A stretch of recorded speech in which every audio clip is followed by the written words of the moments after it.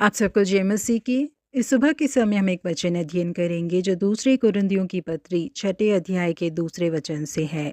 देखो, अभी वह प्रसन्नता का समय है, देखो अभी वह उद्धार का दिन है। सिनसिनाटी इंक्वायरर नाम की अखबार की पत्रिका में डेविड बूथ नाम के एक व्यक्ति के माफीनामे को छापा गया था। इस व्यक्ति ने 1969 के दौरान डेल्टा एयरलाइंस के एक हवाई जहाज को हाईजैक करने की कोशिश की थी और जब वो व्यक्ति ऐसा कर रहा था उस समय वहां पर मौजूद एक 18 साल की लड़की को वो चाकू दिखाकर धमकाने की कोशिश कर रहा था, परंतु थोड़ी ही देर में उसने जाकर खुद को पुलिस के हवाले कर दिया। 40 साल बीतने के बाद भी उस लड़की के साथ उसने जो व्यवहार किया था इसके लिए वो बहुत ही ज्यादा पछता रहा था। इसीलिए उसने तय किया कि वो किसी भी तरीके से उस लड़की को ढूंढकर उससे माफी मांगेंगे। वो व्यक्ति जब उस लड़की की खोज कर रहे थे तो उसी दौरान उन्हें ये बात पता चली कि 13 साल पहले ही उस लड़की की मृत्यु हो चुकी है। इस बात को सुनते ही डेविड बूथ का दिल पूरी तरीके से टूट गया, परंतु वहां पर मौजूद एक न्यायाधीश ने उन्हें दिलासा दिया और समझाया, जिस कारण उनका जीवन सामान्य हो पाया। उनका परिवार जो बिखर चुका था अब वो एकजुट हो चुका था और अब वो एक जयवंत जीवन को बिता रहे थे।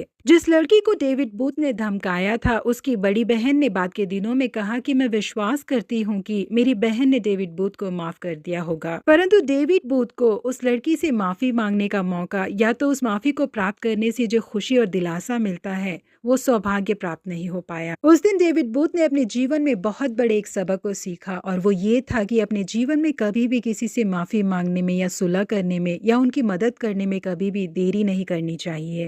एरन बर्र अमेरिका के तीसरे उपराष्ट्रपति रह चुके हैं। उन्हें प्रिंसटन यूनिवर्सिटी में बेहद तेज दिमाग वाले एक विद्यार्थी के रूप में जाना जाता था। उस समय के दौरान उस विश्वविद्यालय में बहुत बड़ी बेदारी आई, बहुत सारे विद्यार्थियों ने उद्धार पाया। एरन बर्र ने अपने हृदय में एक छुअन को महसूस किया, अपने पापों को स्वीकार किया, परंतु उन्होंने अपने शिक्षक से कहा कि वो एक दुविधा में फंसे हुए हैं। तब एरन बर्र के शिक्षक ने उनके हाथों में एक पवित्र शास्त्र दिया और उनसे कहा कि तुम जाकर अपने कमरे में घुटने टेको और इस पवित्र शास्त्र को पढ़ो, परमेश्वर तुम्हारे सारे सवालों का जवाब देंगे। परंतु एरन बर्र को ये बात पसंद नहीं थी कि उनके अंदर अपने पाप का जो पछतावा हो रहा है वो शायद उन्हें उद्धार के मार्ग पर ले जाएगा। उसके साथ ही उनके शिक्षक ने उन्हें जो पवित्र शास्त्र दिया था उसे उन्होंने नहीं पढ़ा। उसके बदले उन्होंने परमेश्वर से प्रार्थना किया कि आप मुझे तंग न करें, इन सारे कार्यों को मैं बाद में देख लूंगा। अपने बाद के दिनों में एरन बर्र ने अपने एक मित्र से कहा कि उस दिन मेरे हृदय के अंदर जो पाप का पछतावा हुआ था और उद्धार की चाहत उठी थी उसके बाद कभी नहीं उठी। जी हाँ प्रिय परमेश्वर के लोगों, हमें कभी भी नहीं सोचना चाहिए कि जब हम